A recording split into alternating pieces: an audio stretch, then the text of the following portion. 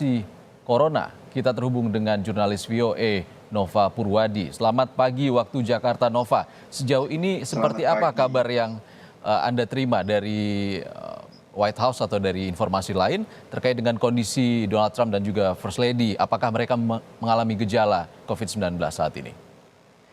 Ya, sejauh ini dari informasi yang kami dapatkan dari Gedung Putih, dari koresponden kami di Gedung Putih, Donald Trump dalam kondisi yang cukup baik dan masih tampak cukup semangat begitu menurut stafnya maupun menurut wartawan yang sudah melihatnya juga.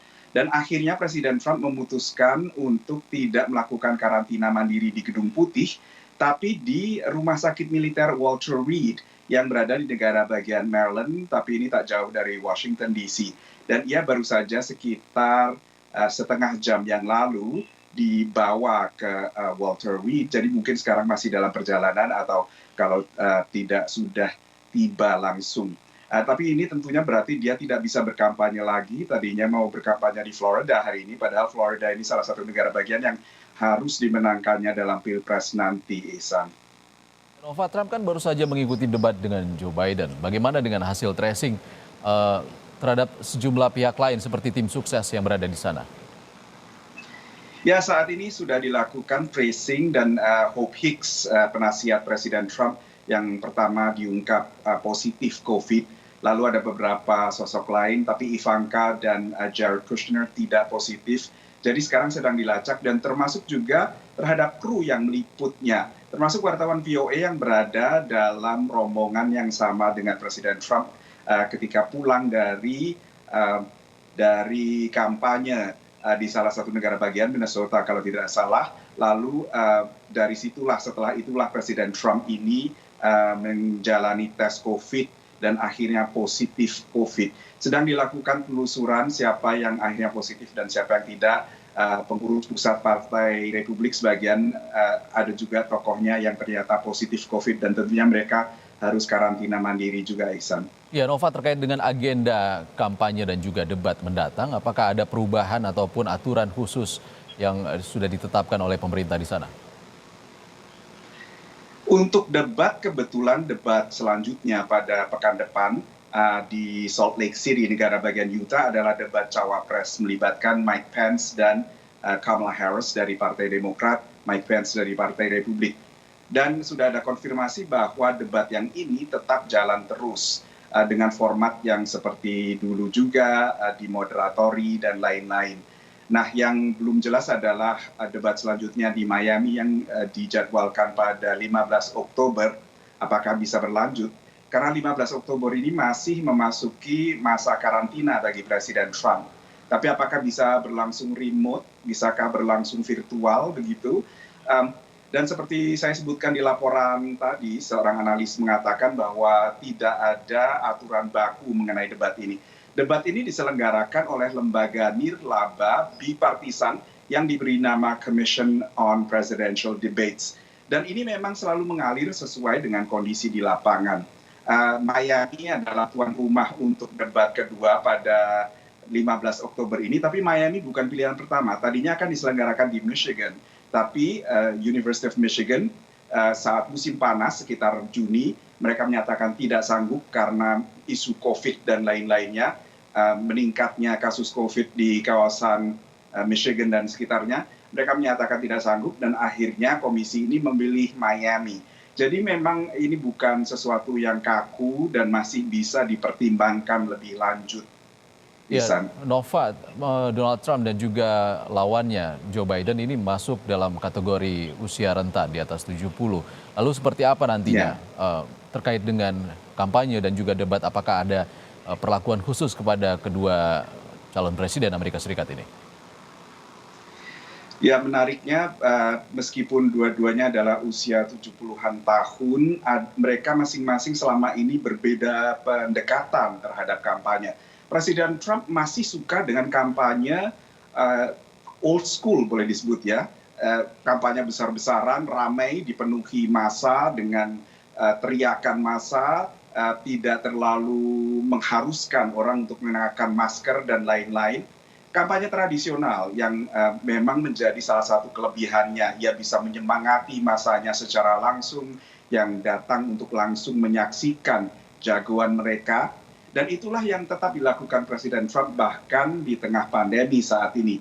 Joe Biden sedikit berbeda. Ini sudah terlihat sejak konvensi nasional partai, di mana ia sering mengenakan masker di depan umum, dan ia pun mengadakan kampanye sekarang cenderung relatif kecil-kecilan, hanya melibatkan beberapa orang dengan pembatasan sosial, ia tidak berjabat tangan, dan lain-lain. Jadi untuk Joe Biden tampaknya tidak ada perubahan signifikan dalam strategi kampanyenya. Dan ini juga terlihat hari ini, Joe Biden berkampanye di negara bagian Michigan, salah satu swing state atau negara bagian kompetitif yang harus dimenangkannya dalam Pilpres nanti. Ia juga mengadakan kampanye tetap seperti kampanye-kampanye sebelumnya, yakni dengan pembatasan sosial, dengan protokol kesehatan. Tapi yang sangat drastis berubah mungkin adalah untuk Presiden Trump.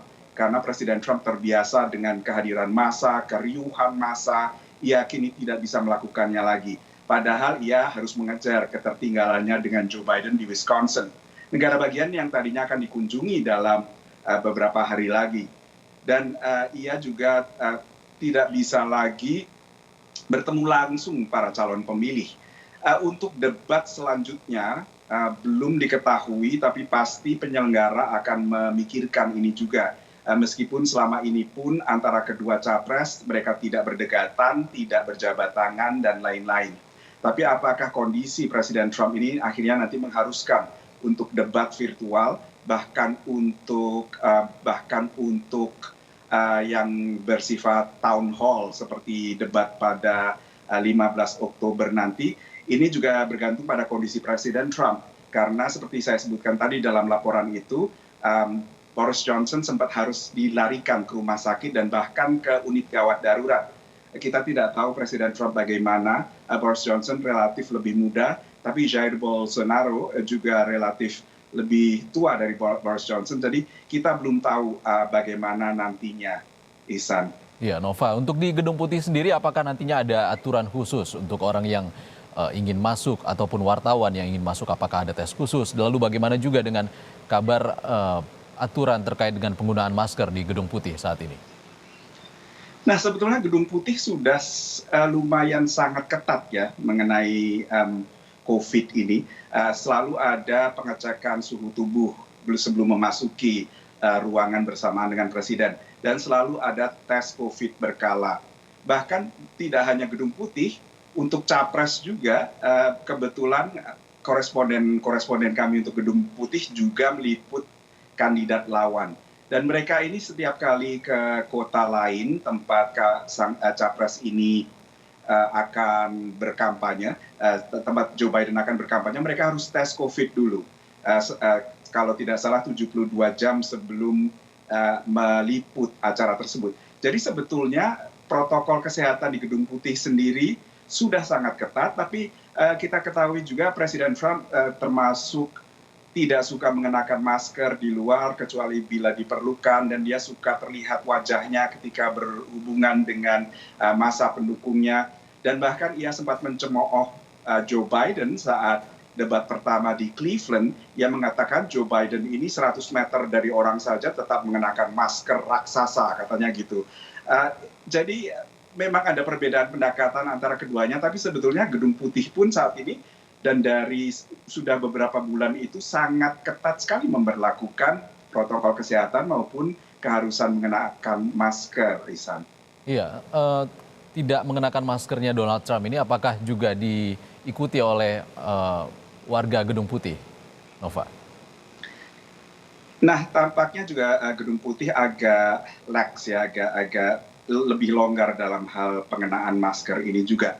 Meskipun mereka juga menekankan perlunya penggunaan masker, tampaknya setelah beberapa penelitian dan juga bahkan penelitian mengenai dampak ekonomi bahwa pengenaan masker secara nasional bisa menyelamatkan sekian persen produk domestik bruto Amerika Serikat. Sudah ada pergeseran dari Gedung Putih maupun staf Gedung Putih maupun Presiden Donald Trump sendiri mengenai pengenaan masker. Tapi memang massa pendukung Presiden Trump cenderung mengusung atau sangat mementingkan kebebasan pribadi, sehingga menurut mereka masker ini jangan diwajibkan, tapi kita akan pakai bila kita memang harus demikian, gitu Isa. Ya, setelah mengabarkan dirinya positif COVID-19, lalu seperti apa secara umum respon dari warga Amerika Serikat, Nova?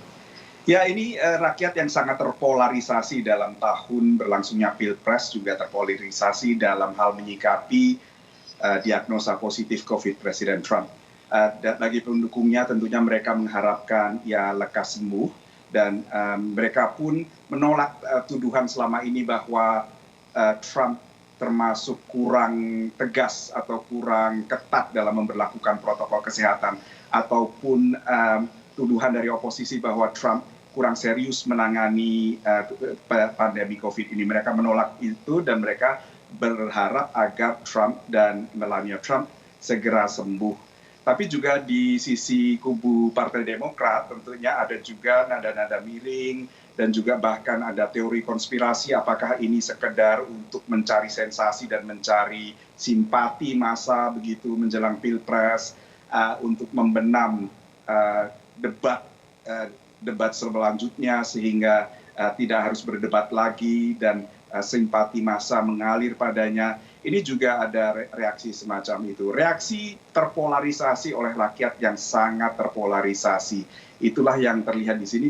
Mungkin mirip juga dengan Pilpres dan Pilkada di tanah air juga. Orang selalu terpolarisasi. Ditambah lagi dengan media sosial yang membuat orang mungkin kacamata kuda hanya melihat sesama pendukung Trump atau sesama pendukung Biden, sehingga tidak banyak terjadi interaksi antara kedua kubu, Ihsan. Dan ini juga terlihat selama reaksi terhadap diagnosa positif ini, termasuk dalam hal meme-meme yang mungkin dianggap kurang pantas oleh pihak lawan, tapi disebarluaskan lewat media sosial oleh massa yang kurang simpatik terhadap Presiden Trump, Ihsan. Ya, Nova, pertambahan kasus COVID-19 sendiri di Amerika Serikat ini masih dinilai cukup tinggi? Masih tinggi, dan jumlah korban meninggal dunia sudah menembus 207.000 kalau tidak salah. Dan ini memang menjadi PR sendiri, karena satu lagi kekhawatiran adalah bahwa Amerika Serikat segera memasuki musim dingin. Dan kalau musim dingin ini orang mudah terkena flu juga, lalu kekhawatirannya nanti adalah bahwa bagaimana membedakan orang yang terkena flu dengan yang terkena COVID, karena gejala-gejalanya mirip dan lain-lain. Lalu juga dari segi dampak ekonomi, banyak kegiatan usaha selama ini bisa sedikit terselamatkan karena menggunakan udara terbuka, seperti restoran bisa dibuka di trotoar, di lapangan parkir, dan demikian juga salon bisa nyalon di trotoar lapangan parkir. Ini tidak bisa lagi dilakukan saat musim dingin, terutama di kota-kota yang suhu udaranya menggigil saat musim dingin, seperti Washington DC di sini, Chicago apalagi lebih dingin lagi. Jadi itulah kekhawatiran mengenai COVID memasuki musim dingin, Ihsan. Baik, terima kasih jurnalis VOA Nova Purwadi melaporkan langsung bagaimana kondisi Donald Trump di sana dan juga bagaimana kondisi Pilpres di Amerika Serikat. Terima kasih, Nova. Dan saudara, usai jeda